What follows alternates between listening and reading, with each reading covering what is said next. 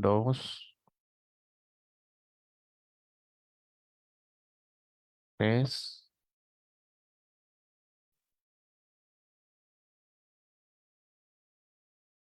4, 5. Adelante. Buenas tardes. Seguimos en este seminario de seguridad y derechos humanos. En esta segunda mesa voy a presentar a la moderadora que les acompañará en estas siguientes tres ponencias vinculadas al tema de la ciberseguridad. Ella es la profesora Ana Ruth Herrera Gómez, que es abogada egresada de la Escuela Libre de Derecho, con maestría y doctorado en Derecho Público por la Universidad de Estrasburgo, en Francia, miembro de la World Compliance Association, miembro de la Asociación Française de Droit Constitutionnel, miembro del Comité Doctoral de la Escuela de Libre Derecho, analista de inteligencia por Lisa Institute, con experiencia en el sector privado y el sector público en materia de derechos humanos, derecho administrativo, compliance, energético, negociaciones empresarial y patrimonial, entre otros temas. Autora de obras y artículos en México y en el extranjero. Ana Ruth, cuando quieras, te cedo la palabra para moderar esta segunda mesa. Muchas gracias. Gracias, David. Pues retomamos con la segunda mesa que tiene que ver con temas de ciberseguridad y ciberdefensa. Al respecto, es importante tomar en cuenta que las tecnologías son moralmente neutrales hasta que las aplicamos. Y ante ello, tenemos una imparable evolución de las tecnologías de la información, un mayor número de usuarios en el ciberespacio, un aumento de ataques cibernéticos, la complejidad de las modalidades de estos ataques también van en aumento. Y por otro lado, hay fallas en medidas de seguridad que son deficientes, hay una falta de regulación a la par, y todo ello obliga a reconsiderar la necesidad de medidas efectivas, tanto de protección como de defensa. Los actores son cada vez más complejos. No se trata solamente de script kiddies, hay cibercriminales con objetivos específicos, hacktivistas, e incluso se habla de una ciberguerra entre estados y o con participación de grupos de poder transnacionales. Ellos con la capacidad de controlar la información a través del ciberespacio y generar inestabilidades en el sector privado y también inestabilidad geopolítica. Al respecto, cabe la frase, quien tiene la información, tiene el poder. Esta vez, el contexto del ciberespacio. Y así analizaremos diversos temas que tienen que ver con terrorismo, servicios de información, colaboración internacional, amenazas locales, amenazas globales, ciberinteligencia. Y para ello vamos a ceder la palabra al doctor Alberto Villagrasa Gil, quien es licenciado en Derecho, obtuvo el DEA con el doctorado en Derecho Penal y Criminología por UNED, tiene varias especializaciones en Derecho Penal, en la prevención del delito, tiene trayectoria ligada al mundo de la seguridad, como concejal en el Ayuntamiento de Barcelona, portavoz del Grupo Popular en materia de prevención y seguridad, diputado en el Parlament de Cataluña en la 11ª legislatura, conseller de distrito en Ciutat Vella, entre otros. Es profesor de INISEG y miembro del grupo de investigación en Historia Militar de INISEG, quien va a abordar el tema de ciberseguridad, de la amenaza local a la amenaza global. Por favor, doctor Villagrasa. Gracias.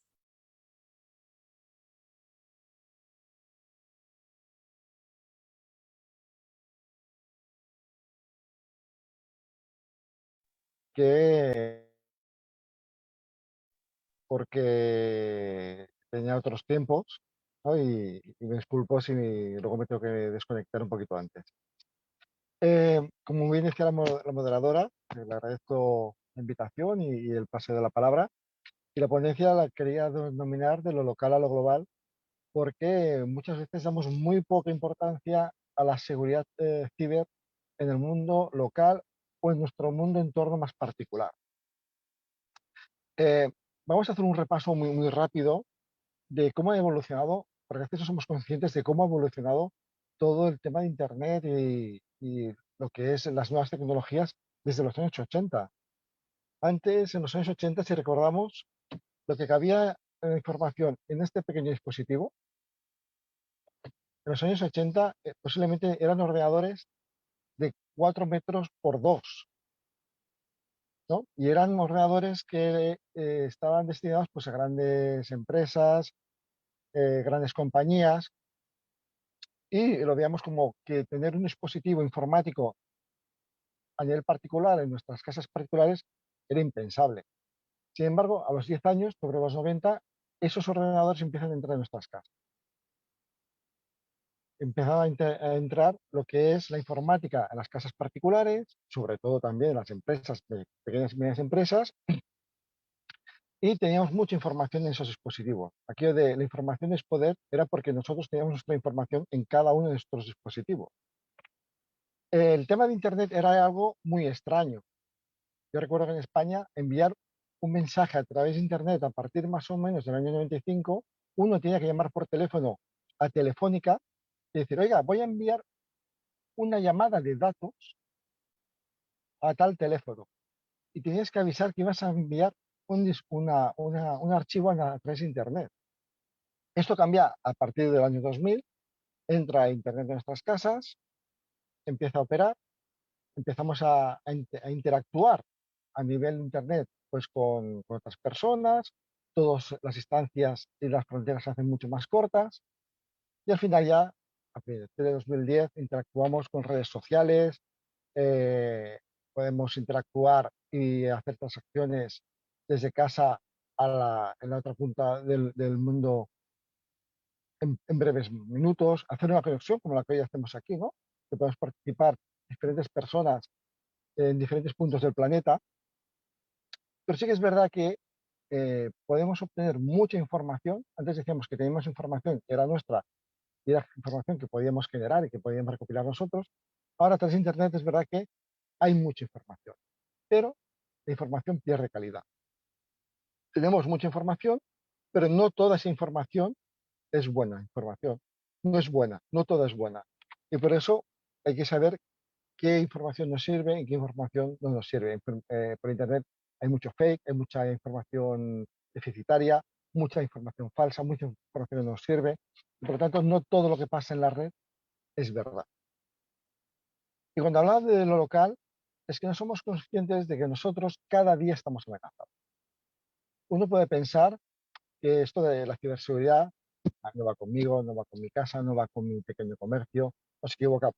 Nos equivocamos porque el mayor porcentaje que hay de ciberataques se reciben entre particulares y pequeñas empresas. No son a las grandes empresas. Las grandes empresas reciben ataques y cuando un ataque tiene éxito, sí que es verdad que el coste económico es mucho mayor, pero en la inmensa mayoría de ataques, el altísimo porcentaje de ataques que se realiza a través de la red, se realiza a particulares y a pequeñas empresas. Por lo tanto, eso de esto a mí no me va a pasar, esto no me va a suceder, no es verdad.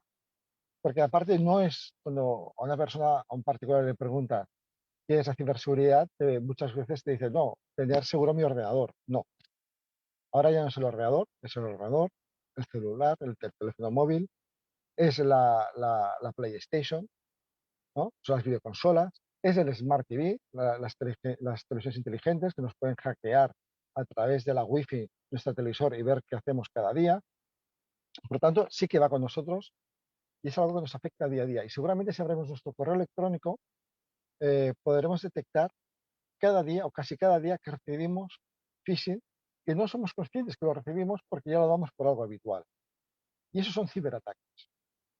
Por lo tanto, lo primero que hemos de tener en cuenta es que esto de la seguridad informática sí que va con nosotros y que, por lo tanto, un primer punto importante es hacer mucha pedagogía entre la ciudadanía para decir, oiga, la ciberseguridad ha venido para quedarse, porque forma parte del futuro. Forma ya parte del presente y en el futuro va a estar todo mucho más evolucionado y vamos a depender más de lo que pasa en la red. ¿Qué pasa con los ciberdelitos? Pues antes teníamos un tipo de delito mucho más concreto, más nacional, ¿no? Más fronterizo.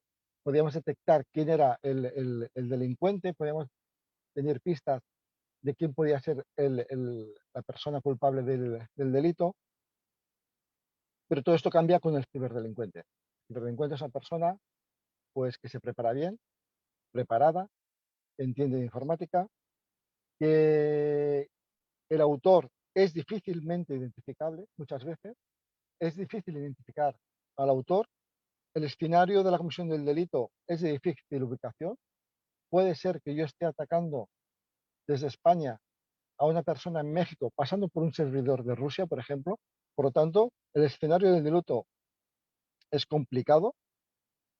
La víctima sí que es conocida, yo si recibo un ciberataque, por lo tanto la víctima sí que es conocida, pero lo que sí cambia es que esa acción delictiva puede ir dirigida a varias víctimas a la vez que yo no conozco, porque un ciberataque se puede dimensionar hacia tantas personas como yo crea que puedo interaccionar.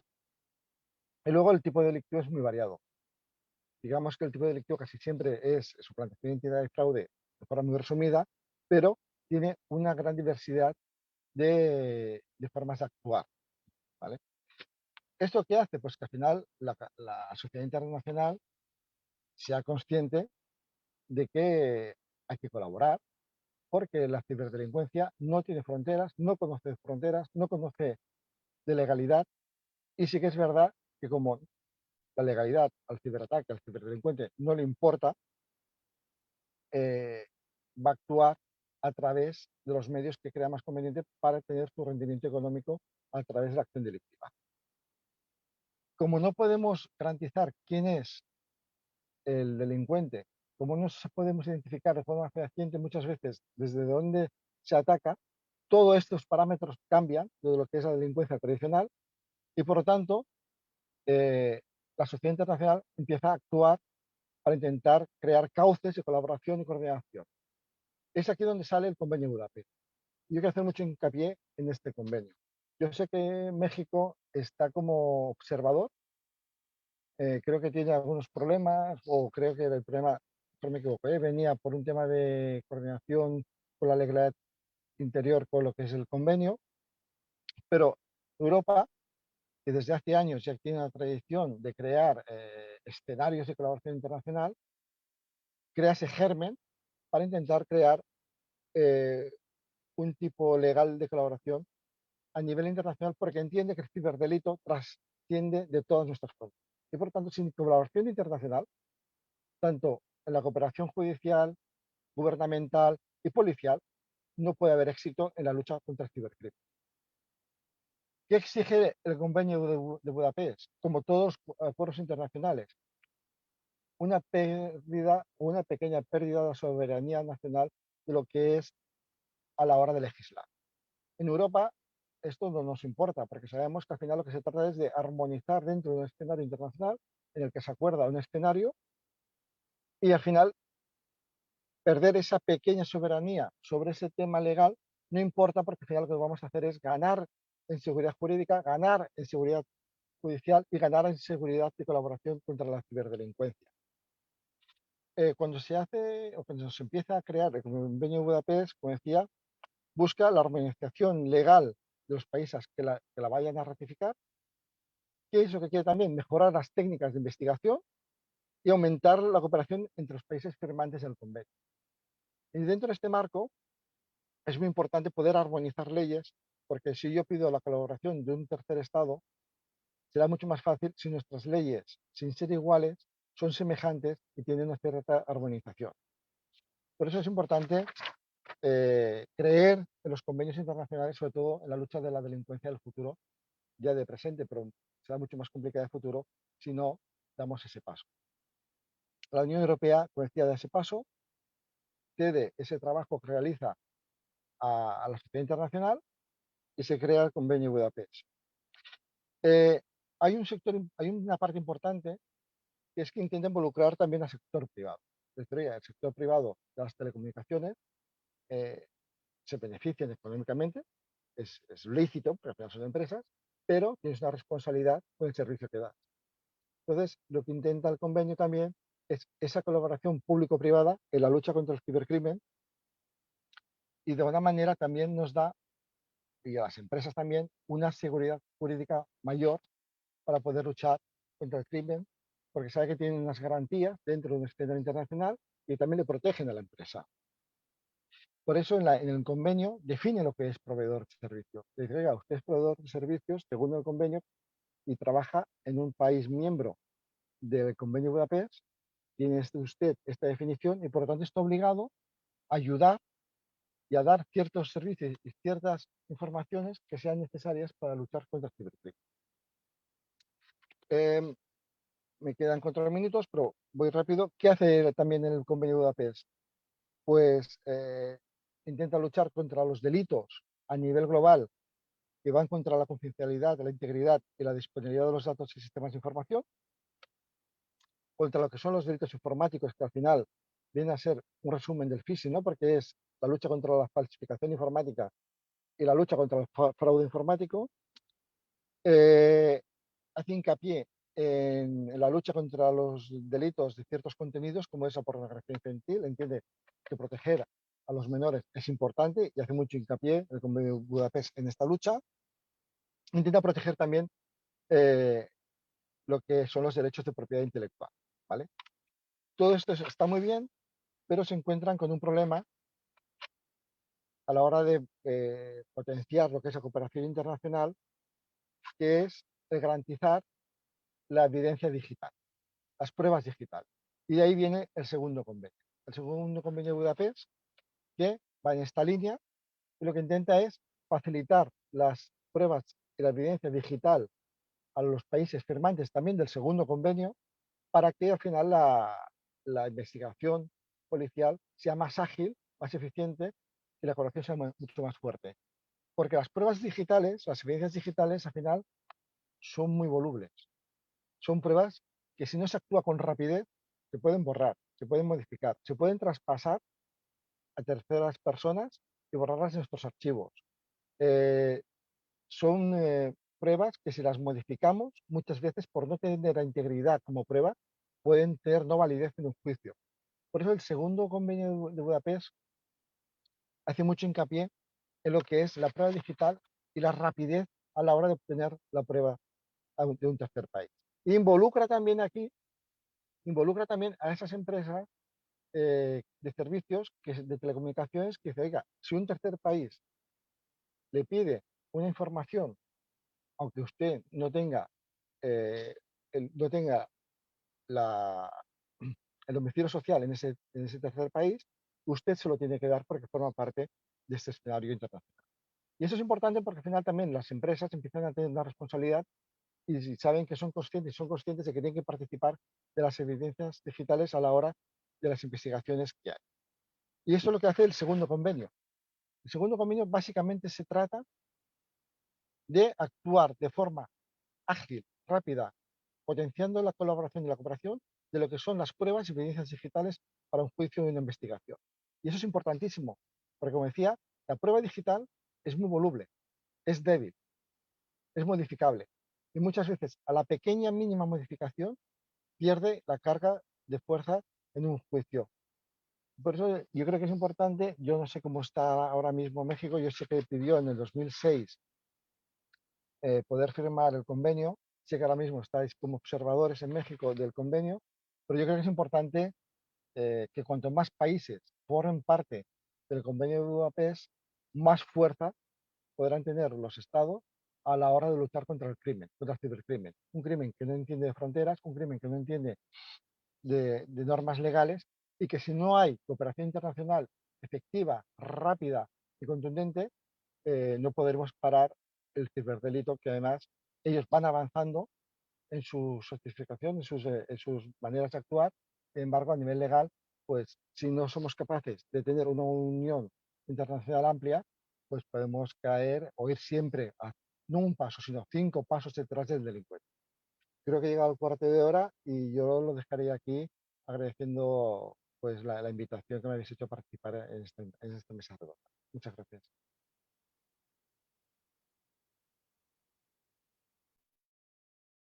Muchas gracias, doctor Villagrasa Gil. Si me permite formularle una pregunta en relación con lo que acaba de exponer y como ha precisado y más o menos tiene, bueno, como ha dicho, efectivamente México no se ha adherido completamente al Convenio de Budapest y al respecto hay la siguiente situación. No se tiene la regulación jurídica a la par suficiente y tampoco la capacidad técnica en cuanto a tecnologías de la información para ello. Y por otra parte, se alega por parte de algunos el tema de la soberanía nacional. Al respecto, ¿cuál sería su recomendación o su opinión de cómo salvaguardar ese equilibrio entre la necesidad de combatir o más bien de compartir información entre los estados para fortalecer su defensa ante ataques cibernéticos y por la otra parte, en general, ante el cibercrimen y por la otra parte para salvaguardar esa soberanía nacional y cómo poner a la par la legislación interior para estar al nivel y tener los beneficios de formar parte de esa colaboración internacional conforme a las disposiciones del Convenio de Budapest? Sí, Gracias. gracias, moderadora. Yo creo que tenía que tener miedo a formar parte de un convenio y perder cierta soberanía legislativa. El mundo cada vez es más global. Las fronteras cada vez son más pequeñas. Si no entendemos que el mundo va a ser más global y que tenemos que tener una legislación más armonizada, contra el crimen estamos muertos. No hay nada acá. Un ejemplo es la Unión Europea. La Unión Europea entendió después de la Segunda Guerra Mundial que tenía que crear una unión muy fuerte, que tenía que hacer pequeñas expresiones de soberanía, pero no pierde su independencia, ni su soberanía propia, pero que entiende que para poder funcionar como un todo, tienen que armonizar leyes. Y eso sentarse a hablar. Y al final, las sociedades democráticas, cuando uno empieza a hablar de leyes, empieza a legislar, seguramente el 95% se ponen de acuerdo. Y todos los países de la Unión Europea están adaptando sus normativas internas a las leyes internacionales y a las directivas de la Unión Europea. Y ni España, ni Francia, ni Italia, ni Bélgica, ni Alemania no han perdido su soberanía. Formas parte de algo muy importante que es la Unión Europea, que es capaz de legislar para toda Unión. Y yo creo que México no debe tener miedo de perder esa pequeña, no pierde soberanía, pero esa pequeña pérdida de soberanía legislativa sobre un tema concreto. Porque al final se va a beneficiar de la colaboración y la cooperación internacional con países del resto del mundo. ¿Quién no ha firmado el Convenio de Budapest? Y no digo que sea ni bueno ni malo, pero ¿quién no lo ha firmado? China, India, Pakistán y Rusia. Y estamos hablando de ciberseguridad. Y estos 4 países, ¿por qué no le interesa firmar a estos 4 países el Convenio de Budapest? Yo lo dejo ahí la pregunta.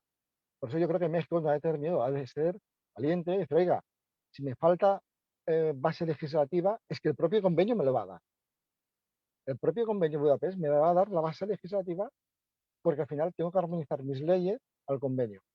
Y por lo tanto, si me falta alguna parte para legislar, el convenio me lo va a dar y la voy a coordinar con mi legislación propia interna y voy a formar parte de algo mucho más grande, que es colaborar contra el cibercrimen, que es algo que es imparable a nivel internacional. Y digo y repito, si no somos capaces de aumentar la cooperación y la colaboración internacional contra el cibercrimen, esos países están muertos.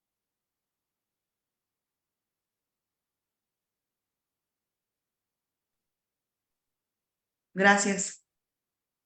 Gracias, doctor Villagrasa. A continuación, damos la bienvenida al doctor Juárez Valero Eduardo, quien es doctor en Geografía e Historia, profesor en la Universidad Carlos III de Madrid, así como de la Fundación Ortega Marañón, profesor de la asignatura de Mundo Contemporáneo en el grado de Seguridad de la Universidad Antonio de Nebrija de Madrid. Ha sido profesor visitante en el Department of Spanish and Portuguese Studies de la University of Minnesota, profesor de Historia de España en el programa de verano de la Georgia Southern University en Segovia, entre otros. Profesor de INISEC y miembro del grupo de investigación en Historia Militar de INISEC, y quien a continuación abordará el tema de terrorismo y servicios de información, orígenes de la colaboración internacional. Gracias. Adelante. Muchas gracias, Ana Ruth. Muchas gracias a todos por esta invitación, por permitirme con esta voz que tengo terrible, porque estoy un poco acatarrado. Por tanto, pido perdón por la incapacidad de tener mejor voz, ¿no? Son cosas que pasan cuando uno se relaciona demasiado en verano. aquí en España, pues al final acaba por conseguir un catarro indeseable, ¿no?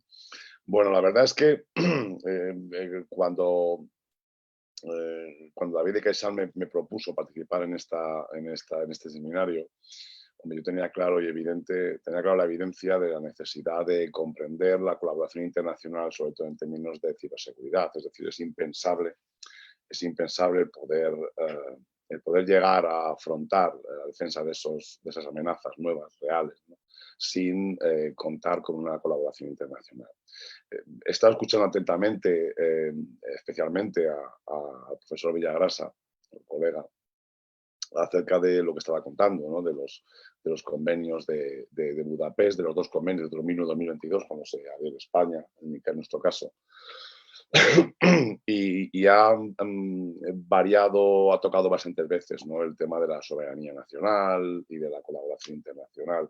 Bueno, yo, como historiador, no dejo de mirar siempre hacia el pasado. Bueno, yo vivo en el pasado, aunque sea consciente del presente y del futuro, ¿no? Entonces, en esos términos, yo creo que, como decía Mark Twain, el pasado no se repite, la historia no se repite, pero la historia rima, ¿no? Entonces, en esa rima yo creo que queda claro y evidente la necesidad de la colaboración internacional. Con los convenios de Budapest no son más que la reedición de otros múltiples intentos de colaboración internacional a la hora de frenar una amenaza indefendible, ¿no? En el caso de la ciberseguridad, el ciberdelito, el cibercrimen, el cibercriminal, es impensable que pueda llegar a buen puerto, que se pueda solventar este problema si no hay un espacio o un foro de colaboración internacional, además de colaboración sin ningún tipo de prestación o de como ha comentado antes el profesor Villagrasa, de pensamiento en torno a la soberanía nacional. Yo creo que estamos en un momento de la historia en que el concepto de soberanía nacional, que de verdad es un concepto decimonónico, no nos vayamos a olvidar que la soberanía nacional como tal surge a partir de la Revolución Francesa y en el caso de España a partir de la Constitución de 1812, ¿no? Entonces ese concepto que es muy manido en el presente actual de España, ¿no?, con la idea de los nacionalismos identitarios, ¿no?, y el concepto de nación, pues no dejan de ser más que una ficción, ¿no?, a la hora de defenderte contra el ataque, como bien ha dicho el profesor Villagrasa,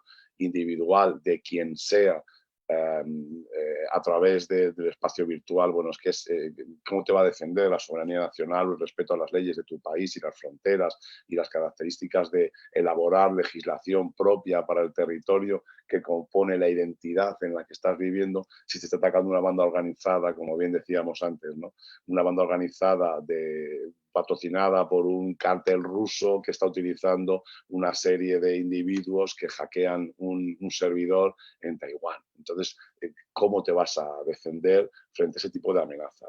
Lo que trato de decir es que nos encontramos ante un espacio completamente nuevo. Un espacio nuevo donde no sirven los conceptos identitarios viejos, ¿no? Mi idea era hacer un paralelismo histórico, ¿no?, en esta comunicación. Frente a este problema, a esta amenaza, aquella que surgió a finales del siglo XIX y principios del siglo XX, ¿no?, que hay que localizarla en la derivación violenta de los movimientos obreros, especialmente identificables como movimiento anarquista, ¿no? Yo creo que ese proceso de radicalización de un movimiento de carácter social que generó una violencia política sin límites y sobre todo sin defensa en aquel momento, que quizás pudimos revivir hace algunos años, antes de la pandemia del coronavirus, ¿no?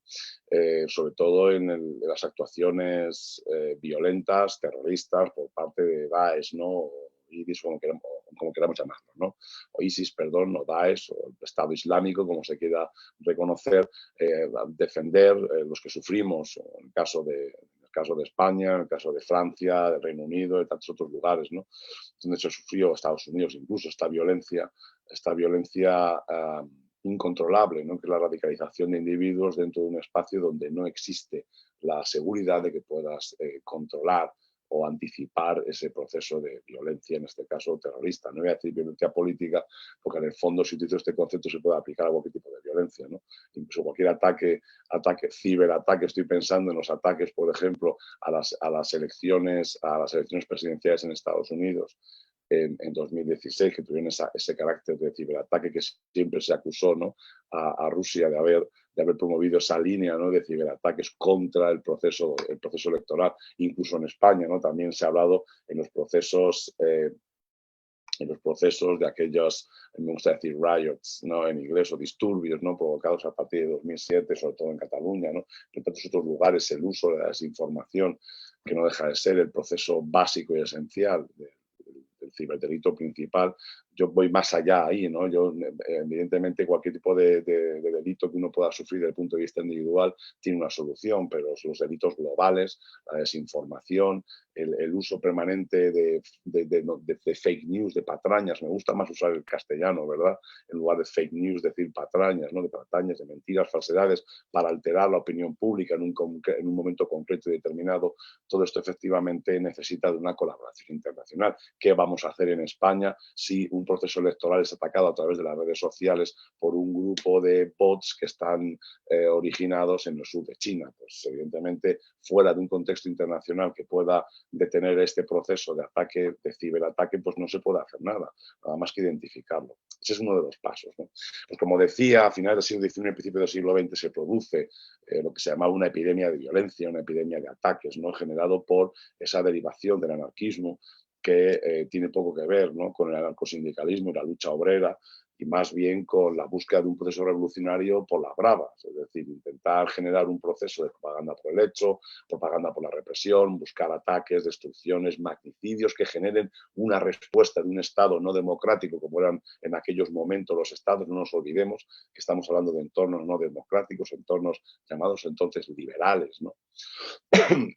Esto generalmente provocaba, evidentemente, un proceso de insospechada inutilidad por parte del Estado a la hora de defenderse de aquellos ataques. No nos olvidemos que en apenas 25 años fue asesinado el presidente de los Estados Unidos, el presidente de la República Francesa, murieron 3 presidentes del Consejo de Ministros en España, murió un rey de Italia, otro Kaiser, murió la emperatriz austriaca. Es decir, un proceso de magnicidio tremendo. Los reyes de España, desde Alfonso XII, incluso desde Isabel II a mediados del siglo XIX hasta Alfonso XIII, ya en los primeros 25 años, primeros casi 30 años del siglo XX, experimentaron constantes ataques terroristas, ¿no? Magnicidas, intentos de asesinato del jefe del Estado, con el único objetivo de provocar un proceso de represión brutal por parte de ese Estado que generara indudablemente una respuesta de la sociedad que condujera a un movimiento revolucionario que transformara el modelo del Estado. Es decir, estamos hablando de una violencia de carácter global, puesto que estos asesinatos en Estados Unidos, en España, en Francia, en Italia, en Alemania, en Rusia, en Austria, no son provocados por nacionales, sino que son personas de cualquier lugar del mundo. No nos olvidemos que al presidente Cánovas del Castillo lo asesinó un italiano, ¿no? Es que esta es la idea, ¿no? Lo mismo que al presidente McKinley, que se lo carga a Cholgos, ¿no? No se lo carga un estadounidense, ¿no? Entonces, esta idea de que pueda sufrir la violencia por parte de una persona que no está registrada en tu país, nada más que por un acceso fronterizo, y cuando se ha registrado aquello. Recordemos cómo eran las fronteras en el siglo XIX y principios del siglo XX. No nos olvidemos que hoy en día podríamos hacer una comparación con las defensas de nuestros equipos y nuestros sistemas de seguridad, que pueden tener una capacidad de cifrado y de protección que puede ser muy interesante, pero dista mucho de una capacidad hermética, impermeable ante este tipo de ataques, ¿no? Por tanto, la reflexión que yo creo que es muy interesante y que nos enseña la historia es el proceso internacional de defensa contra estos ataques. En el año 1898 ya se reúne una conferencia internacional en la ciudad de Roma, una conferencia que tiene como objetivo, disculpen que voy a echar un poquito de agua a la garganta, para que tenga gasolina para seguir hablando. Bien, en 1898 decía, ya se produce un intento de conferencia internacional para establecer un espacio de trabajo común, una colaboración para poder compartir esa información entre aquellos países que integran esa conferencia, que están sufriendo esa lacra, ¿no?, de lo que se llamaba ya terrorismo, ¿no? desde el punto de vista despectivo por parte de aquellos estados, desde el punto de vista glorificador por parte de aquellos criminales. No nos olvidemos que matar siempre es un crimen, tenga uno la justificación que piense que pueda tener, ¿no? De modo que ya en 1898 aparece esa necesidad de buscar un marco de actuación común. Entonces, donde ya se plantea esto que ha dicho el profesor Villagrasa, este concepto de la soberanía nacional, ceder soberanía nacional. Es que, bueno, uno no se plantea esto en términos legislativos. No es una cuestión de que en términos de soberanía un Estado vaya a permitir que una entidad supranacional cree leyes que afecten a la nación, sino que se crean leyes que los demás países afectan. Desde ese punto de vista, yo no soy un experto jurista, ni jurista, yo soy historiador, pero yo entiendo que no estamos hablando de un proceso de pérdida de soberanía cuando estamos asumiendo y aceptando un espacio, un entorno que nos va a permitir, o que permitiría en aquel caso, proteger de una acción delictiva totalmente impredecible. Este es el principal problema. El principal problema es cómo actuar ante un crimen, ante un criminal que no puede ser identificado, que no puede ser prevenido, ¿no? Que yo creo que es básicamente lo que uno trata de buscar. Cuando uno trata de buscar indiscutiblemente el modo de prevenir esos ataques, lo que está buscando es una acción preventiva. Obviamente actuar a posteriori tiene muy poco sentido, ¿no? Yo creo que lógicamente es esto, ¿no? De modo que la idea de crear redes de colaboración, de compartir información, que esta es la asignatura que hemos suspendido los seres humanos en los últimos 2000 años, ¿no? El intentar ser lo suficientemente inteligentes como para compartir información que nos haga vivir de un modo más sencillo, ¿no? La conferencia de Roma de 1898 sí que habla de la necesidad de compartir, de pensar en un entorno que nos permita, o que permitiera en aquel momento, actuar de forma preventiva ante los individuos que desarrollaban aquellos ataques. Es un preludio de lo que luego sería ya el germen de Interpol, que aparece en 1914 en el Congreso de Mónaco, donde ya se plantea la creación de una estructura policial internacional que permita actuar en todos los espacios de aquellos países que integran esa realidad. Yo creo que en esa línea, el convenio de Budapest, los dos convenios de Budapest, que van variando obviamente en función clara y evidentemente en función de la magnificación del delito o de la transformación constante del espacio virtual en el que se mueve el crimen cibernético o el cibercrimen, ¿no? Entonces, en esos términos, la solución siempre es generar estructuras de información, porque como bien ha dicho Ana Ruth, indudablemente al empezar esta mesa de debate, yo creo que queda claro, ¿no? Que ese es el problema esencial, la información. No es que la información sea el poder en ese aforismo tan manido a lo largo de los últimos 40 o 50 años, es que la información es la base, ¿no? Es la base de la convivencia. Compartir información va a permitir desarrollar esos problemas, va a permitir, desarrollar los elementos que nos permitan solucionar o afrontar cualquier problema en términos de defensa contra un ataque que no podemos certificar cuándo se va a producir y desde dónde se va a producir, ¿no? Desde ese punto de vista, como decía, el origen primero de las estructuras de información es evidente, ¿no? A principios del siglo XX, finales del XIX, principios del XX, ya empiezan este tipo de estructuras básicas de información, generando redes de conocimiento, de información policial.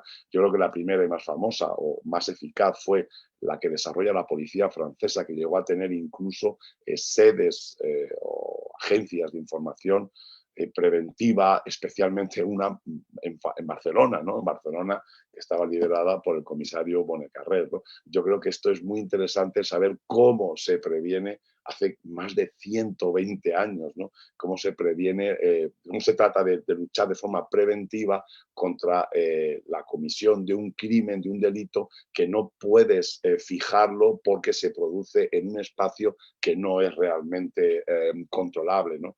Yo creo que el paralelismo es absolutamente singular. Aquí todo rima que da gusto, ¿no? Que diría alguno de mis estudiantes en la Carlos III, ¿no?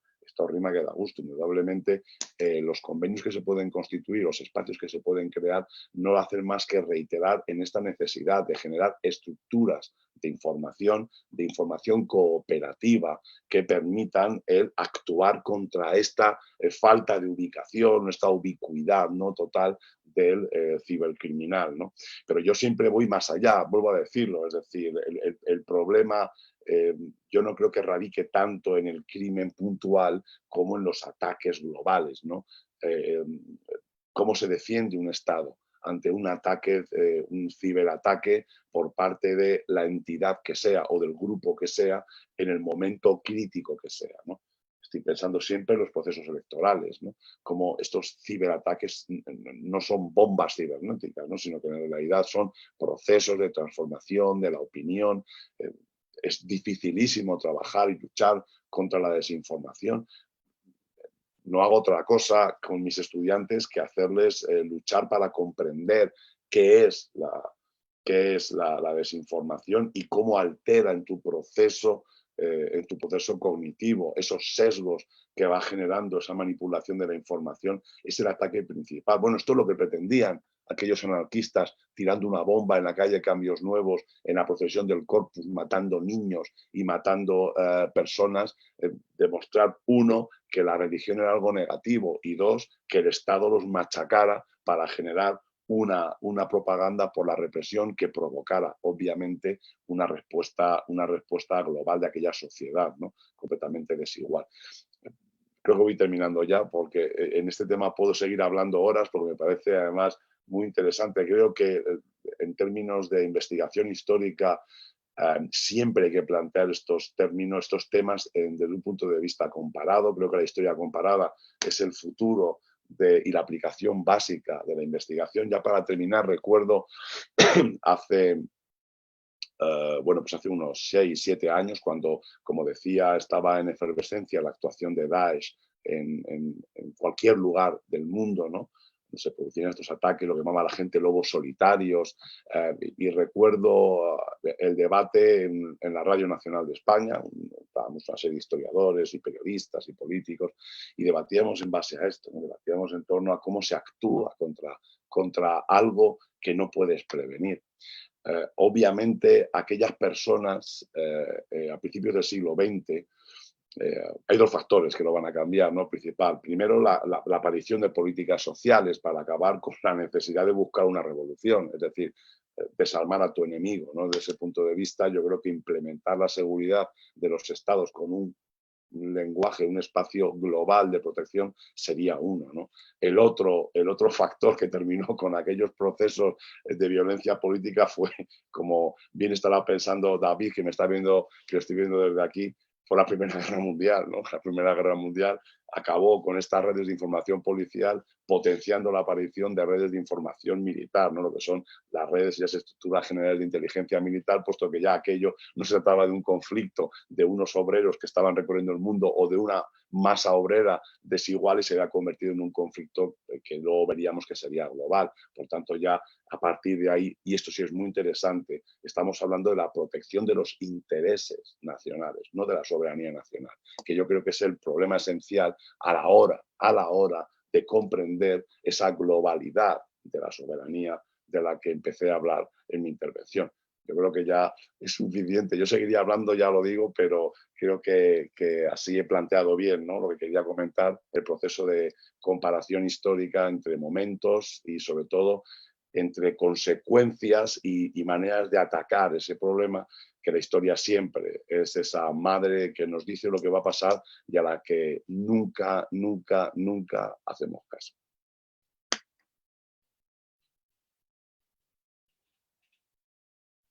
Gracias, Eduardo. A continuación, hay varias preguntas. David formulará algunas preguntas a Alberto, también si nos va a preguntar alguna de ellas. Adelante, David, por favor. Sonido, estás out de sonido. Sí, quería formular una pregunta a Eduardo. Bueno, felicitarle por la ponencia, como siempre, genial. En esos paralelismos que tanto nos gustan a los historiadores hablar, que comentabas antes tú sobre esos movimientos radicales sobre los del 19 y principios del 20, como bien decías, pues no había esas herramientas de Estado para hacer frente a esos movimientos radicales, a esos magnicidios, a esos atentados contra las autoridades, y haciendo ese paralelismo con hoy en día, en el que ese Estado en el que se encontraba ante esas situaciones de movimientos revolucionarios obreros de finales del 19 y principios del 20, hoy en día los Estados están capacitados y tienen esas herramientas para hacer frente a esas amenazas constantes a las cuales nos enfrentamos, porque a veces podemos ver que ese crimen organizado, ese cibercrimen, tiene a veces más capacidades que los propios Estados en muchas ocasiones. Bueno, muchas gracias David por la pregunta. Bueno, podemos estar, sabes, tú y yo debatiendo eternamente en torno a estas circunstancias, ¿no? Bueno, yo creo que para afrontar la amenaza, bueno, lo principal es que en el paralelismo hay que profundizar más, ¿no? Porque en 19-20 estamos hablando de estados completamente antidemocráticos o no democráticos, no antidemocráticos, no democráticos, donde los derechos y las libertades de los individuos no están garantizadas por el Estado. Hoy en día hay que afrontarlo desde un marco de respeto hacia esos derechos humanos que se ha dicho en la sesión anterior y sobre todo hacia lo que representa el individuo en términos jurídicos, ¿no? en un Estado. Yo te diría que los Estados siempre van por detrás. Siempre van por detrás. La historia nos dice que uno cuando lo analiza, de verdad, a mi hijo le gusta usar mucho el concepto de los cuñados, ¿no? Que es algo muy coloquial en España, ¿no? Decir, es un cuñadismo, ¿no? Decir, claro, el ver los toros desde la barrera, que también se decía antes, ¿no? Yo le suelo decir el presentismo, ¿no? Es muy fácil decir, hombre, pero ¿cómo se dieron cuenta de esto? Pero ¿cómo es posible que no fueran capaces pues no eran capaces porque no somos capaces ahora, ¿no? Entonces, las circunstancias son mucho más complicadas. Yo sí te digo que en el siglo XIX, ese tipo de amenaza que afrontamos ahora sería más fácil de defender, puesto que no existía un marco jurídico ni constitución democrática alguna que obligara a respetar estos principios básicos. La colaboración internacional, que es el otro factor que es imprescindible para defenderse de ese tipo de ataques, que yo creo que es básico y esencial. Bueno, pues ya vimos los problemas que tuvo la Sociedad de Naciones, ¿no? A partir de 1918, ¿no? Por mucho que Wilson tuviera aquello como la maravilla y la panacea, ya vimos que llegó la Segunda Guerra Mundial y adiós, ¿no? La gente se sale y no acepta, y aquí pasa lo mismo, ¿no? En el convenio de Budapest es que se apunta si quiere, ya estamos con las mismas, ¿no? Es decir, ¿cómo vas a afrontar un espacio? ¿Cómo vas a afrontarlo si somos 250 estados o 300 estados? No somos uno solo frente al crimen.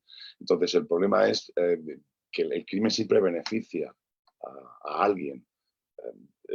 Quiero decir que es difícil afrontar la lucha contra el crimen cuando el criminal, el ejercicio, el acto en sí del crimen resulta beneficioso para tu Estado. Estoy pensando en aquellos países que fomentan constantemente la inmigración ilegal, por ejemplo, ¿no?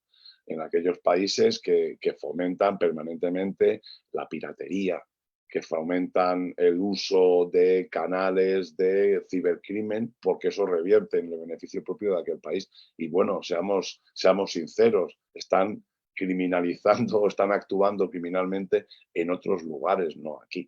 Entonces, volvemos a las mismas, ¿no?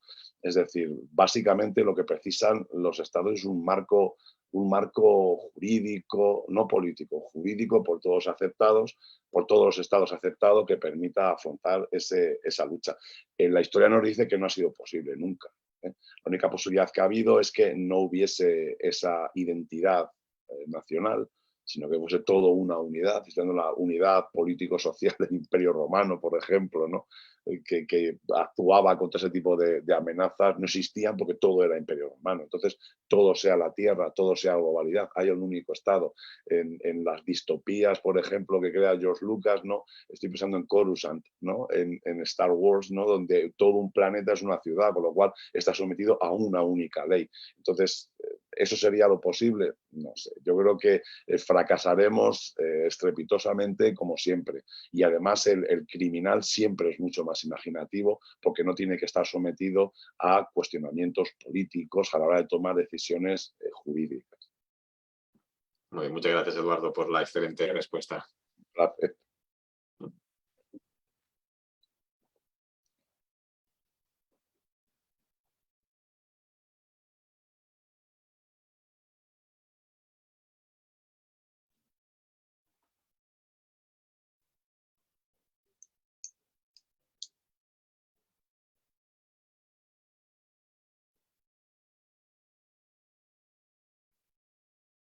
No sé si hay alguna otra pregunta, Ruth. Sí. Bueno, hay una pregunta adicional también para Eduardo.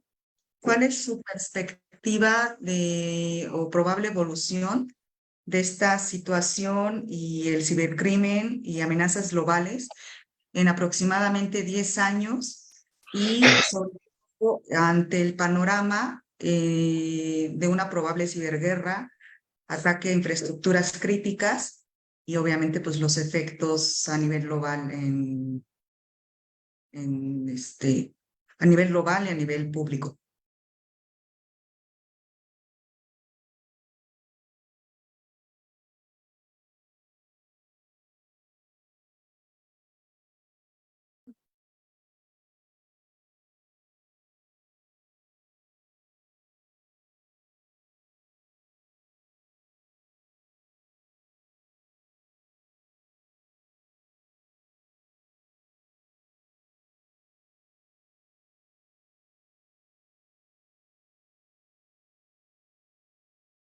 ¿Sí se escucha?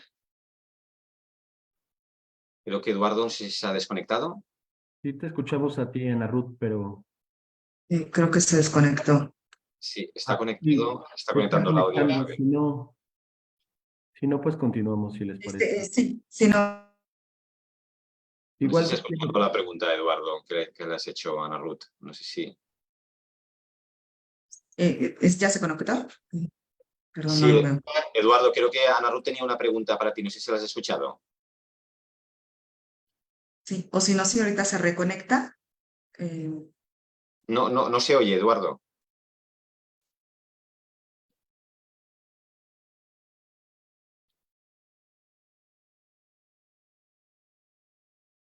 No. Bueno, si no, continuamos con la siguiente exposición con el doctor David Merino Telles. Ahora Ahí me está. escucháis. Ahora sí, Eduardo. Es que lo siento, que me ha echado el programa, no sé por qué. Ya. Bueno, vuelvo a repetir repito la pregunta o no sé si todavía la capto. Por favor. Sí, la pregunta iba en este sentido. ¿Cuál es la probable perspectiva de una eventual ciberguerra con ataque a infraestructuras críticas, efectos globales en un tiempo aproximado de 10 años? Conforme a esta evolución que has expuesto brillantemente y, y pues obviamente todos los efectos, que queda claro que la colaboración internacional es importante y que el tema de manejo de información no es necesariamente algo exclusivo, y al ser pilares esenciales ciertas infraestructuras, pues obviamente se crea ciertos niveles de inestabilidad. Entonces, en la evolución que está siguiendo este mundo, desde toda esta exposición que has expuesto de manera muy clara y, repito, de manera brillante, ¿cuál sería esa tendencia a nivel global y los riesgos, por supuesto, para la humanidad? Bueno, pues yo creo que la tendencia, bueno, ya sabéis que en términos históricos es muy complicado establecer qué puede ocurrir en el futuro, ¿no? Yo pienso que si la tendencia va a combatir el cibercrimen y en el caso de lo que estás diciendo, evidentemente el propuesto de una guerra cibernética, una ciberguerra, ¿no? Que yo creo que a veces lo decimos y parece que estamos alarmando a la gente, que somos cuervos de la guerra, ¿no? Pero es una cosa que ya lleva existiendo muchos años, ¿no? Desde que se globaliza el acceso a la red, yo creo que todo es, la guerra es evidente, ¿no? Desde el punto de vista de guerra económica, guerras comerciales, incluso guerras militares, ¿no? Estábamos viendo cómo en la guerra de Ucrania, cómo se está utilizando incluso los móviles, ¿no? Para fijar blancos de actuación, ¿no? Lo cual no deja de ser absolutamente increíble e inconcebible hace apenas 10 años. Yo lo que creo es que La solución, como he planteado antes, es un espacio de colaboración internacional, dejarnos de conceptos decimonónicos como la soberanía nacional, lo digo de verdad, porque es que seguimos siempre luchando con estas cosas, con nacionalismo, soberanías nacionales, naciones, y esto yo creo que el problema va por otro lado, evidentemente, ¿no? Soy pesimista. Yo creo que como historiador, los historiadores tenemos que ser pesimistas. No podemos ser optimistas porque todo sale mal, y mal los españoles, ¿no? Decía Gil de Viedma, el poeta, que la historia de España era terrible, ¿no? Porque siempre acababa mal. Entonces, no entiendo una historia que haya acabado bien, ¿no? Siempre acaba mal, tiene un presente aterrador, ¿no? Porque yo recuerdo cuando Bill Gates empezaba a hablar de que los problemas en el mundo serán los virus globales, y decimos, este es un agorero, y ¡pum!, aparece el coronavirus, ¿no? Y lo que puede o no aparecer, ¿no? En términos de globalidad, por tanto, yo entiendo que el cibercrimen va a evolucionar a alianzas estratégicas, no ya entre estados, porque es que ni siquiera los estados son ya grupos de acción política, militar. Yo creo que las amenazas globales o la división del poder, esto lo hablamos mucho en el máster de INISEC, en inteligencia. Uno de los temas a mí me gusta hablar siempre de las amenazas del futuro y dónde está el poder, ¿no? Ya no son las grandes potencias, ya no es Estados Unidos, ya no es China, ya no es Japón, ya no es la India, ya no son los BRICS, son alianzas incluso supranacionales y también más allá del concepto de nación. Entonces, esa ciberguerra hay que afrontarla, yo creo, evidentemente, luchando contra cualquier tipo de alianza fuera. Sé que suena esto a la federación de Star Trek, ¿no? Una cosa de una globalidad jurídica, un marco jurídico que nos permita indiscutiblemente afrontar amenazas que partan de una parte o de un grupo de esa globalidad a la que nos estamos enfrentando. Desde luego es una distopía lo que estoy planteando, ¿no? Pero efectivamente el miedo es que el mal siempre vence, ¿no? Yo creo que si el mal perdiera, como ocurre en las películas, pues habría perdido ya hace muchos años, ¿no? En fin, espero haber respondido a la pregunta. Muchas gracias, Eduardo. Un placer, muchas gracias a vosotros. De luego es un placer el poder charlar sobre estos temas. Gracias. Continuamos con el doctor David Merino Telles, quien es licenciado en Derecho con estudios de Contabilidad, Operación y Planeación Legislativa, Derecho Fiscal y Tributario, maestro en Impuestos, doctor en Ciencias de lo Fiscal y con postdoctorado en Diseños de Estrategia en Crecimiento Empresarial, doctor honoris causa en Desarrollo Empresarial. Tiene diplomados en fortalecimiento en materia de derecho tecnológico, anticorrupción y prevención de lavado de dinero, así como en derecho de tecnologías, derecho penal digital, entre otros. Es presidente de la Academia Mexicana de Derecho Digital y Tecnológico, miembro del Grupo de Trabajo Empresarial Anticorrupción de la Organización de las Naciones Unidas contra la Droga y el Crimen. En el Programa de las Naciones Unidas para el Desarrollo, autor del proyecto de la Ley General de Economía Datificada y Entorno Digital, así como asesor del Gobierno Federal en materia de regulación digital, y quien a continuación abordará el tema de inteligencia y contrainteligencia en materia de ciberseguridad. Por favor, doctor Merino, gracias. Gracias, muchísimas gracias. Bueno, pues a mí me toca platicar acerca de algunos temas que para los amigos que nos están viendo a lo mejor no son tan comunes o les suenan a lo mejor un poco como a las películas de James Bond y Misión Imposible. Pero la realidad es que no es como en las películas, pero sí existe. Y los que nos hemos dedicado a estos temas de seguridad, inteligencia y contrainteligencia, pues sabemos que existen. Ahora, un tema importante es cómo nosotros podemos comprender precisamente este fenómeno, y me permití desarrollar una presentación que les estoy compartiendo. Ahí la tenemos. En versión ya de pantalla completa. Sí. Entonces, yo creo que tenemos que entender primero qué es la ciberseguridad, que muchos de nuestros amigos que nos ven no conocen el concepto. Básicamente, pues es este conjunto de procedimientos y herramientas que implementamos para proteger información. Digamos, el punto aquí importante es la información, ¿no? que por ahí, como dicen, la información es el petróleo de esta nueva era. La información es riqueza, la información es poder, la información es lo que nos hace en muchas ocasiones tener esa ventaja competitiva, siempre lo ha sido, pero ahorita estamos en una era de información a gran velocidad, a gran escala y a grandes flujos.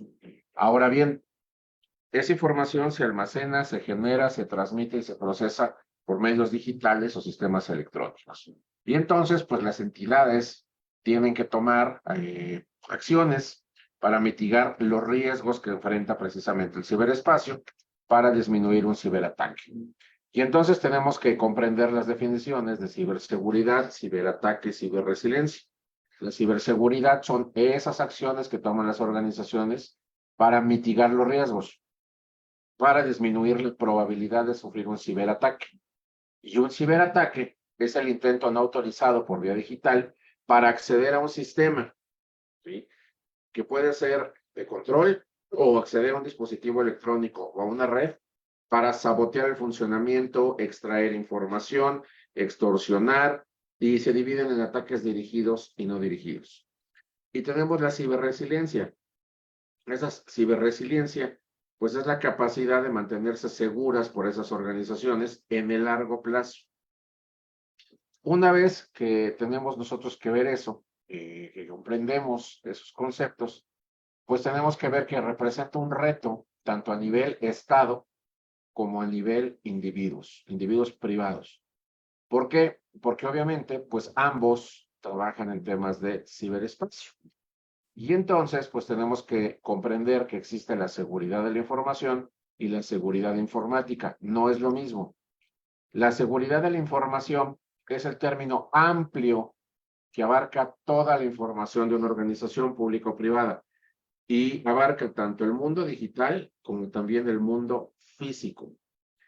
Ahora bien, la seguridad informática es la protección de los sistemas informáticos, ya saben, software, hardware y los datos que en ellos contienen.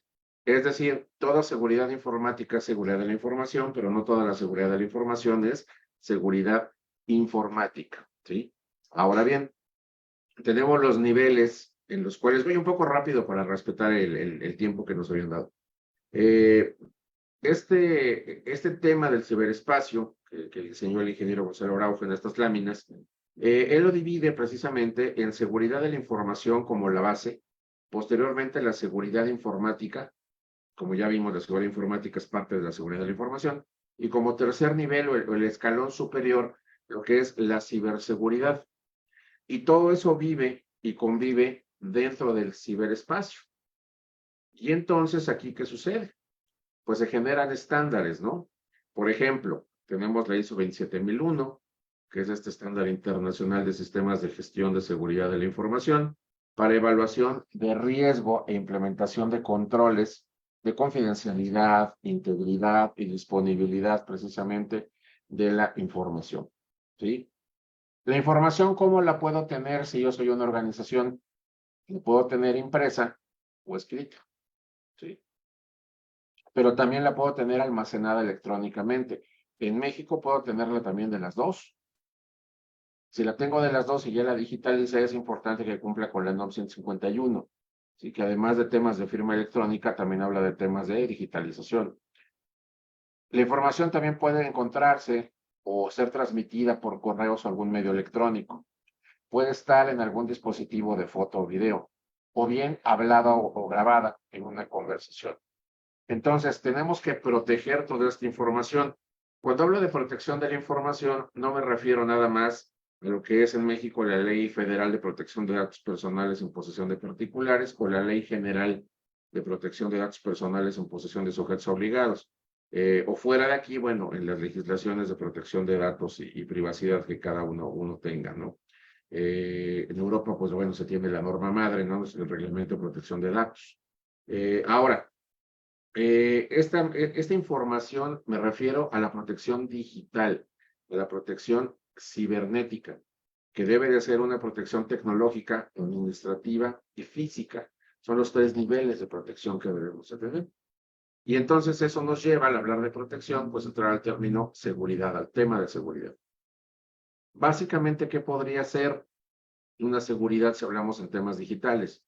Pues evitar el ingreso de personal no autorizado. Recordemos los 3 niveles: seguridad física, administrativa y digital, ¿no? O operativa. Entonces, ese es uno. Sobrevivir aunque algo ocurra. Cumplir con toda la regulación que existe en el Estado. Adherirse a los licenciamientos de software y, sobre todo, prevenir, detectar y responder contra una acción no autorizada. ¿Cuál es el gran problema de los ISOs? Los jefes de seguridad de la información de las organizaciones. Los ciberdelincuentes están todo el día y todo el tiempo intentando entrar con sus ciberataques, con distintos tipos de ciberataques, ¿sí? Hay muchos tipos de ciberataques. Y ellos a lo mejor solamente tienen una forma de entrar. Dominan un ciberataque. El tema es que a lo mejor a la misma entidad la quieren atacar 20 grupos. Entonces, el problema es que el CISO, el que defiende, tiene que conocer las 20 formas y defenderse de 20 formas. ¿Por qué? Porque donde uno de esos atacantes entre, ya se tiene un problema. Entonces, la seguridad de la información, básicamente por eso, tiene 3 principios. Tiene que ser confidencial, tiene que ser íntegro y tiene que estar disponible cuando se requiera. Porque eso nos lleva a amenazas informáticas, muchísimas. Aquí hay algunas nada más, ¿sí? El password cracking, el escalamiento de privilegios, los exploits, la denegación de servicio, los DDoS, ¿no? Los últimos parches no instalados, la desactualización, el keylogging, el hacking telefónico, el port scanning, los backups inexistentes, muchísimos temas. Inclusive se ha determinado ya a nivel mundial que el ransomware es el delito digital de la década, ¿sí? Y va a pintar para el siglo. Ahora, ¿cómo entra el ransomware? Normalmente entra por phishing. Es decir, yo puedo tener la mayor cantidad de barreras digitales, puedo tener servidores dedicados, puedo tener un gran firewall, puedo tener doble password, verificaciones de doble nivel, pero si yo no entreno a la gente para que no abra absolutamente nada que no haya pedido, que no requiera, que no sea indispensable, y le da clic a un enlace que le envíe, en ese momento automáticamente no sirvió nada de lo que hice. El factor humano sigue siendo a este momento el factor más vulnerable que tienen las organizaciones. Y también debemos de darles entrenamiento suficiente por el tema de amenaza informática. Entonces, y hay muchísimas, miren, y hay más, ¿no? Estamos spamming, los mails anónimos, el acceso clandestino de redes, los agujeros de seguridad de redes conectadas, la ingeniería social, que también se utiliza ahora mucho para estos temas, la captura de PC desde el exterior, el spamming. Son muchísimas formas en las cuales ahora los ciberdelincuentes entran. Recordemos que los delitos digitales se dividen en 2, básicamente. Los que se pueden hacer vía tradicional y también digital. Por ejemplo, el robo de identidad se puede hacer vía tradicional y se ha hecho durante muchísimos años vía tradicional. Tú dejas tu identificación en la recepción de un edificio. El médico, por ejemplo, subes a que el médico te revise, te tardas 1 hora.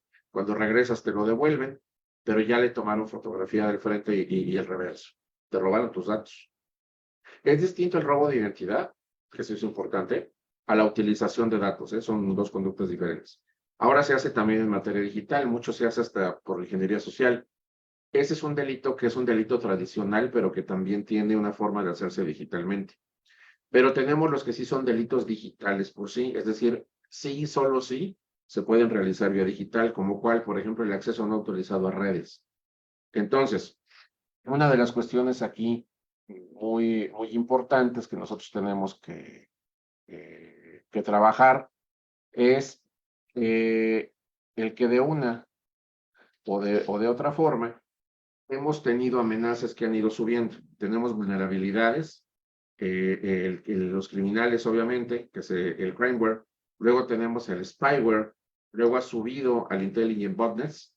Y finalmente, pues al malware, ¿sí? Que tenemos ahí en esta lámina, pues las variantes. Y entonces, pues tenemos que empezar a ver cómo poder combatir, cómo poder prepararnos y cómo revertir todo este tipo de ataques como los que están ustedes viendo en la gráfica, ¿no? en materia de amenazas recientes, pues obviamente se mapean por las empresas y las entidades de ciberseguridad y cada vez son mayores las amenazas recientes que van saliendo. ¿Sí? Aquí están las amenazas de vulnerabilidad. El costo, obviamente, que va teniendo una filtración de seguridad cada vez es mayor. Y entonces, pues llegamos a los temas también de inteligencia artificial para la protección de la información, aunque tiene también sus búsquedas, sus beneficios y sus vulnerabilidades, ¿no? Ahora, ¿de quién nos estamos defendiendo? ¿Por qué? Porque la inteligencia precisamente es el conseguir procesar y utilizar información. Yo tengo que saber de quién me tengo que defender para saber qué información requiero tener. Me tengo que defender de los ataques internos, que son mis empleados, proveedores o personas allegadas. Probablemente los hackers que buscan información, ¿sí? La competencia, inclusive, con estos temas que ha habido en muchos lugares de espionaje industrial, inclusive hasta de los desastres naturales. Bien, ahora, tengo que ver cuáles son los riesgos que yo puedo tener de no tener un adecuado estudio de riesgo. Es decir, el hecho de estar conectado a la red ya representa un riesgo, tiene un riesgo inherente y yo tengo que hacer un EBR, un estudio de enfoque basado en riesgo, para poder disminuir ese riesgo inherente a un riesgo residual muy pequeño. Y para ello tengo que entender qué posibilidades de que suceda y qué tan catastrófico sería el que hubiera fraude, extorsión, robo de información, robo de servicio, acto terrorista, el reto de poder penetrar un sistema o inclusive un tema de deterioro. También debo considerar los desastres naturales y tengo que ver qué fallas tengo o puedo tener, como podrían ser mis fallas en procedimientos, mis fallas en software aplicativo, en software operativo, en el hardware, en los equipos de soporte e inclusive paros o hasta huelgas. ¿De qué forma yo voy a manejar mis amenazas? Que podría ser una interrupción de actividades, dificultad en toma de decisión, alguna sanción, los costos excesivos de hardware o software o consultoría, la pérdida o destrucción de activos, mis desventajas competitivas y hasta mi insatisfacción de usuario. Y entonces llego al eslabón más frágil, el usuario, que es lo que yo les decía. ¿De qué forma yo puedo instrumentar estrategias para poder estar mucho más, más seguro? Pues obviamente yo tengo pues contraseñas seguras y autenticación de 2 factores, el uso de VPN para proteger las conexiones de redes públicas, las actualizaciones de software y sistemas operativos, la educación y capacitación, obviamente, para que no abran todo lo que les llega, y el uso de tecnología como el escritorio virtual y la centralización del endpoint, que estas son 2 muy importantes, ¿sí? Bien. Ahora, las contraseñas seguras, pues es importante que las tengamos, que no tengamos, obviamente, la misma contraseña en todo, que no tengan datos personales, que no sea la misma que se utiliza en cualquier tema, es decir, que si la usan en un marketplace, pues que no sea la misma que usa en el banco, porque tiene niveles diferentes, inclusive generación de correos diferentes, digo, no que tengas 50 correos, menos 2, uno que utilices para todo lo que sea conectarte gratuitamente a una red, dejar tu mail en la farmacia, en alguna promoción, etcétera, y el correo que sí es tuyo institucional, y cada uno tener una contraseña diferente. Utilizar la autenticación de 2 factores, que generalmente es con códigos enviados por SMS, por electrónico. Utilizar las Virtual Private Network, ¿sí? Que también son importantes, que nos va a dar privacidad, encriptación de tráfico y acceso seguro también a redes. Actualizar en la medida que se pueda nuestros equipos, porque esos parches nos dan mucha seguridad adicional, mejora la estabilidad y rendimiento de los equipos y se adapta a los desafíos de seguridad. Y obviamente, pues trabajar mucho en la parte de ingeniería social. La ingeniería social es ese engaño psicológico para obtener información o acceso no autorizado. Tener mucho cuidado con lo que es el phishing y los sitios falsos. Trabajar en la virtualización de escritorios, porque si llego yo a tener un tema importante de ataque, pues entonces van a acceder a mi escritorio, pero no van a acceder al servidor. Y realmente con la virtualización del escritorio evito la pérdida de información. Tengo que hacer mi evaluación de vulnerabilidad y riesgo, mi implementación de firewall, solución antivirus y cloud, control de acceso y política de autenticación en la empresa, y obviamente mi respaldo de datos y recuperación precisamente de desastres. Tengo la creación de manuales de ciberseguridad y política interna, la capacitación constante de empleados de buenas prácticas y el monitoreo. Y entonces llegamos a la inteligencia. La inteligencia básicamente es una definición que el primero que lo utilizó fue Sherman Kent en 1949 y identifica el producto de inteligencia con 3 conceptos. El primero es la transformación de información y convertirla en conocimiento de inteligencia. La segunda es la que organización hace esa tarea. Y la tercera es el proceso, es decir, obtengo información, la proceso y la utilizo. El tema es quién la consigue, quién la procesa y cómo la proceso. ¿Qué elementos generales debe tener un proceso de inteligencia? Básicamente un razonamiento lógico para tomar decisiones, hacer el análisis de esa información y el tratamiento que en la época actual es un tratamiento automatizado de datos. ¿Sí? El Big Data, la minería de datos y el Splunk Data Research. Ahora, también tiene que ver con la calidad de la información, que lo comentaba el primer colega que expuso. Si yo tengo información mala, el resultado probablemente sea malo. Tengo que asegurarme de tener la mejor calidad de información, aunque con información también ha habido casos que con información de no tan buena calidad se han logrado buenos resultados dependiendo de la forma y quién ejecuta los análisis y cómo los ejecuta, ¿sí? El principal problema, pues, es la información, que ya lo mencioné, los analistas y los receptores de productos de inteligencia, que finalmente, pues, yo me considero ahí, pero están sometidos a sesgos, a prejuicios y fallos, precisamente al realizar estos productos de inteligencia, que en la mayoría deben ser precisos, oportunos, eficientes, funcionales y fiables. ¿Por qué digo la mayoría y no todos? Porque cuando estamos hablando de contrainteligencia, generamos productos de inteligencia falsos, con el propósito de que estos dobles agentes, de que esta doble información llegue a donde queremos llegar, pero con la información que nosotros queremos entregar, que no necesariamente es la correcta o es la adecuada para el fin que busca nuestra contraparte, pero sí para el fin que buscamos nosotros, ¿sí? Ahora, ¿qué técnicas bases se usan para el análisis? Son técnicas muy estructuradas, ¿sí? Es decir, estas técnicas son mecanismos por medio de las cuales externalizamos el resultado que nosotros hacemos del análisis de forma sistemática, transparente y funcional. Y tenemos ciertas ventajas, ¿sí? Dificulta que el analista se vea influenciado por sesgos y prejuicios, ayuda en el proceso de argumentación, deja una trazabilidad, que eso es muy importante, y facilita la revisión de productos. Por eso usamos técnicas y no dejamos que cada quien lo haga como quiera, ¿sí? Ahora, si yo quiero tener una función de unidad de inteligencia, pues debo de conocer los objetivos estratégicos del área, de esa unidad o del departamento. ¿Y qué se busca obtener? ¿Cuál es el producto final que se espera? También tengo que saber qué recursos tengo y conocer qué recursos tengo, no nada más que me los digan, tengo que conocerlos y saberlos usar, tanto humanos, tecnológicos, externos, financieros, de cualquier tipo. Y debo de tener la capacidad de usar esos recursos y cumplir para poder cumplir esos objetivos, priorizando, siendo eficaz y eficiente, ¿sí? Ahora, ¿cómo se definen las prioridades en materia de inteligencia?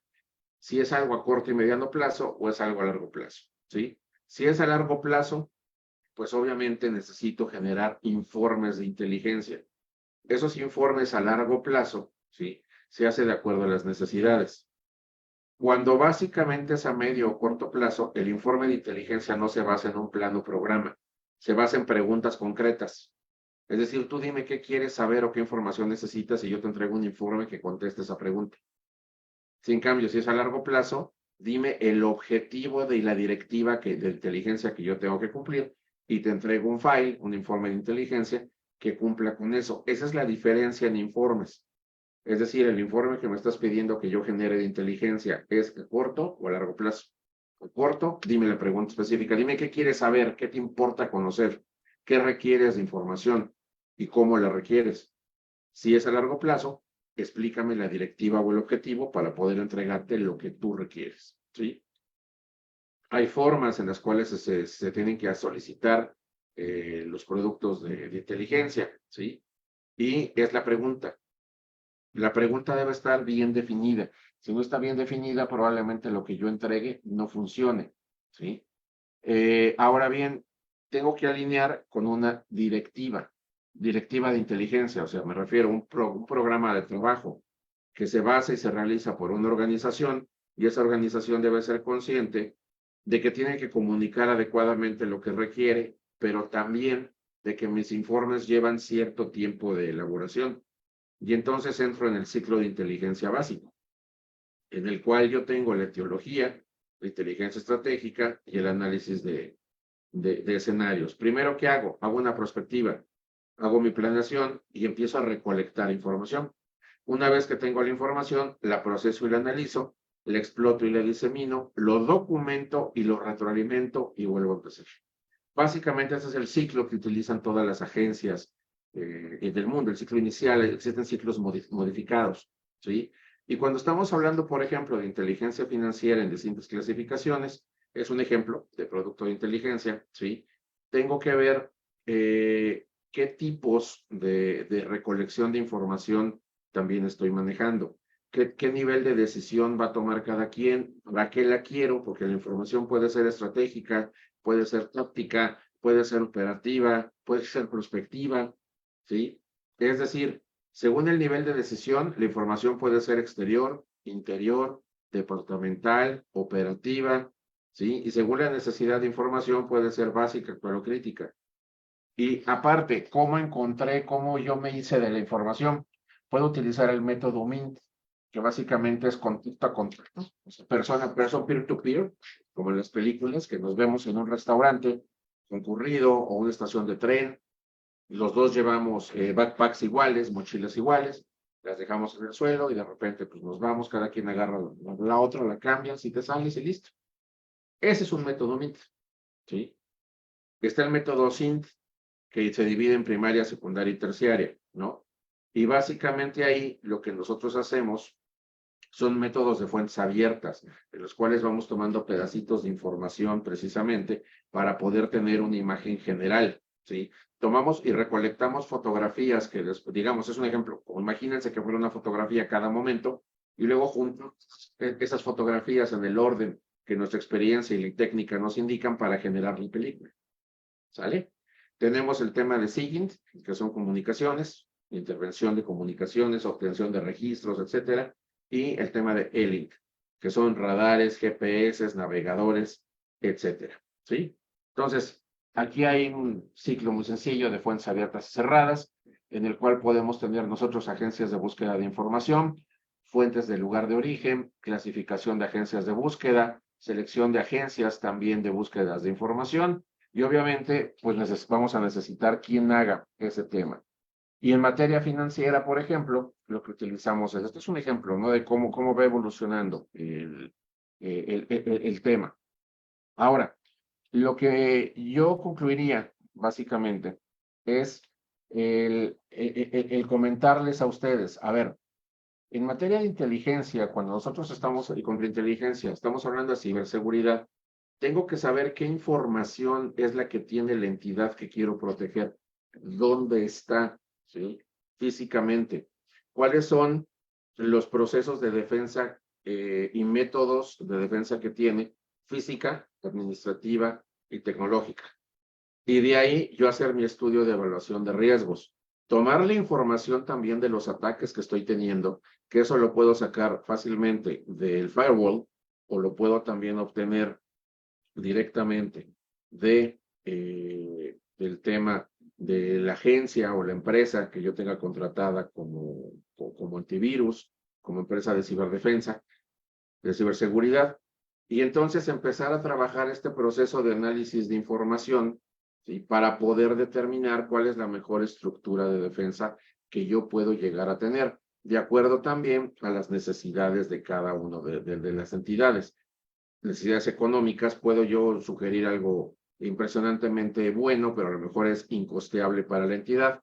Entonces tengo que adecuarlo a los temas de tiempo, de presupuestos, inclusive de expectativas de crecimiento o de generación que ellos mismos van teniendo. Eso es lo que hacemos precisamente en las unidades que realizamos actividades de inteligencia no nada más en ciberseguridad, pero enfocado a ciberseguridad, es lo que se realiza. Y en ciberdefensa, cuando lo realizan las entidades del Estado, pues obviamente también se realiza el mismo estudio y el mismo análisis para poder tomar las medidas adecuadas que finalmente pues, pueden llegar a existir, ¿sí? Con eso yo concluiría esta explicación de inteligencia y contrainteligencia aplicado en materia de ciberseguridad. Espero haya sido de su agrado y quedo abierto a preguntas o comentarios. Muchas gracias. Muchas gracias, doctor Merino. Sí, hay varias preguntas. Yo creo que por tiempos, pues, nos vamos a ceñir a alguna en específico. Y bueno, dentro de estas varias preguntas es, ¿cuál es la posición de México en su capacidad de respuestas a incidentes, perdón, ante el cibercrimen, concretamente en lavado de dinero? ¿Y cuáles son los retos que aún se tienen al respecto? A ver, nada más no entendí si se refiere en materia digital o en general en materia del lavado, nada más. Bueno, por el contexto, pues Como sería en acotado. materia genérica, ¿verdad? Bueno, en materia genérica nosotros tenemos que hacer una modificación de ley. Nos solicitó obviamente realizar varias acciones GAFI en la última evaluación conjunta. Ya se tiene un proyecto de reforma que se presentó antes de la pandemia, o sea, ya tiene casi 3 años que se presentó. Y hay un dictamen de Comisiones Unidas del Senado y pues está esperando que se suba a pleno de Senado. Se espera que sea el periodo que va a iniciar, bueno, que ya inicia, de hecho, que ya inicia y que se apruebe de aquí a que termine, o sea, en los próximos meses, 2-3 meses, que se esté aprobando esa reforma. Es importante que la aprobemos porque necesitamos modificar nuestra ley. En el sistema financiero tradicionalmente salimos bien calificados, pero en lo que se llama actividades y profesiones no financieras designadas, o lo que nuestra ley en el artículo 17 menciona como actividades vulnerables, esas 16 fracciones, es donde tenemos el área de oportunidad. Y la propuesta de modificación que se aprobó por el Senado contempla muchas modificaciones, entre ellas el artículo 18, que son las obligaciones de los sujetos obligados, y con eso, pues obviamente estaríamos perfeccionando nuestra normatividad y cumpliendo con la norma de GAFI, ¿no? Entonces, concluyendo, yo diría, estamos como con un 8 de calificación, más o menos, a nivel GAFI, y lo que estamos buscando es cumplir con el 9 o llegarle al 9.5, porque al 10 la verdad es que nadie lo tiene. Entonces, básicamente en eso estamos. Y a nivel digital, importante, el artículo 18 obligaría, con la reforma, a las entidades vulnerables no financieras a tener un sistema automatizado de detección y de alerta y de análisis que tiene que ver con esta parte de inteligencia precisamente digital, como muy parecido a como lo tienen las entidades financieras, que ellos sí tienen la obligación de tener estos sistemas.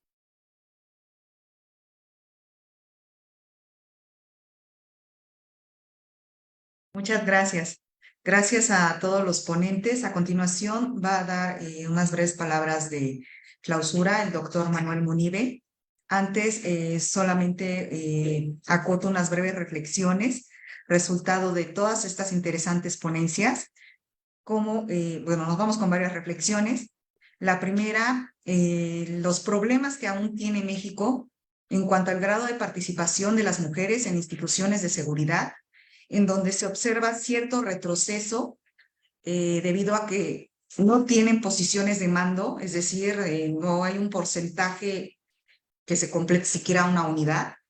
Hay problemas en el apoyo a los miembros que trabajan en instituciones públicas, en seguridad pública, sobre todo en la protección de derechos humanos, condiciones laborales, en el ámbito policial, sobre todo, y miembros operativos. Asimismo, nos vamos con otra reflexión, cómo dar cabida o cómo dar un equilibrio entre los derechos humanos y las políticas antiterroristas, en donde aún existen mecanismos de represión policial, pero por otra parte vemos que hay atentados terroristas con nuevas modalidades y que el Estado tiene un gran reto, defender y garantizar la seguridad y la libertad mínimo de sus ciudadanos, con control y supervisión.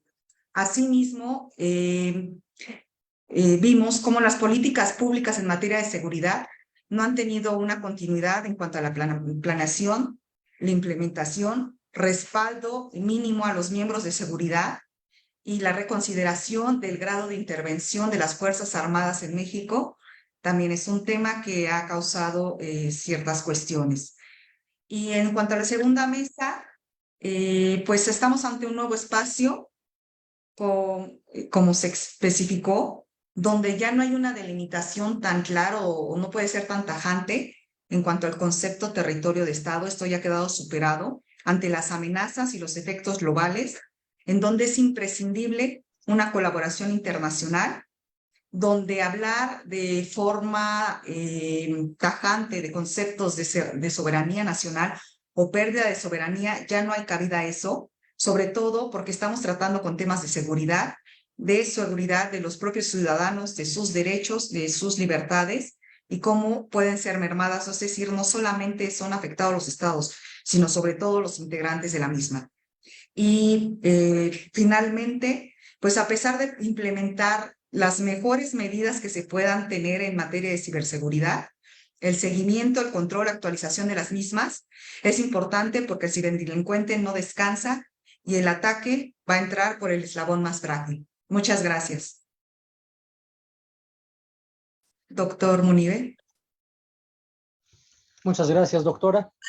A continuación, el doctor Manuel Alejandro Munive nos dará unas palabras de clausura de este seminario, en donde hubo colaboración y participación de ponentes por parte de la Escuela Libre de Derecho y del INICEF. Gracias. Muchas gracias, doctora. En primer lugar, quiero, en nombre de las autoridades de la escuela, del rector, de su junta directiva y de la comunidad, agradecer la participación de todas y todos los ponentes de este seminario a través de sus magníficas y muy claras exposiciones. Desde luego, los temas de seguridad nacional y derechos humanos, esta tensión constante que puede y que existe entre ambos aspectos, y desde luego vinculado con el tema del ciberespacio, ese rompimiento de las barreras de las fronteras y del tema de ciberseguridad que afecta pues a todos los ámbitos de un país. Quiero agradecer al Instituto Internacional de Estudios de Seguridad Global su participación, su coordinación, co-coordinación en la realización de este evento a través del doctor David de Caixal, así como del maestro Arturo Ramos, director del Centro de Investigación de nuestra escuela, y de la doctora Ana Ruth Herrera, investigadora honoraria y miembro del comité doctoral del programa de doctorado. A todos ustedes, muchas gracias y los invitamos a seguir estudiando estos temas relacionados con la seguridad, ciberseguridad, derecho digital. Y quiero agradecer también al maestro Merino, presidente de la Academia Mexicana de Derecho Digital, su participación. Es desde la academia donde se puede o podemos aportar diversas herramientas que puedan servir precisamente para garantizar la seguridad del Estado, la seguridad del país, así como de los derechos de los ciudadanos. No me queda otra más que agradecer, felicitar a los participantes, a los coordinadores y que tengan muy buen día, dando por clausurado este seminario de seguridad nacional y ciberseguridad. Muy buenas tardes.